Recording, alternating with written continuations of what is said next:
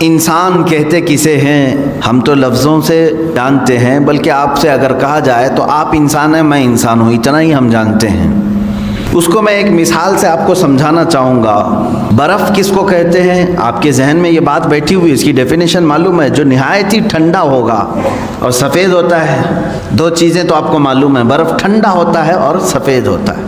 میں نے ایسی تھرماکول کا ایک ٹکڑا لا کر کے آپ کو کہا یہ ہے برف، آپ نے لے تو لیا لیکن اس کو پھینک دیا اور کہا دکھنے میں تو برف جیسا ہے لیکن ٹھنڈا نہیں ہے۔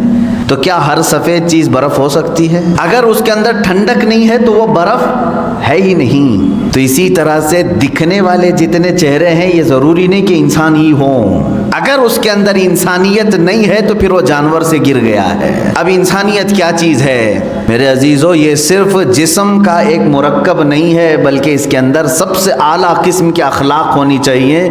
بعض مقامات ایسے ہیں جہاں انسان فرشتوں سے بھی افضل ہے۔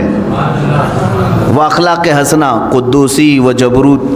اور شاعر مشرق نے کہا ہے کہ 4 عناصر ہوتے ہیں تو بنتا ہے انسان۔ 4 عناصر، اس کے اندر قدوسی صفات ہو یعنی نیکیوں کی، اور اللہ رب العزت کے بندے ہونے پر اسے فخر ہو۔ ان تمام چیزوں کی ملاوٹ کے بعد انسان بنتا ہے۔ اب یہاں پر میں آپ کو بتانا چاہوں گا کہ صرف دکھنے والا ہی اگر انسان ہوتا تو پھر انسانوں میں اتنی خرابیاں نہیں ہوتی۔ اللہ تعالیٰ نے جس انسان کی فضیلت بیان فرمائی وہ بہت اعلیٰ ہے۔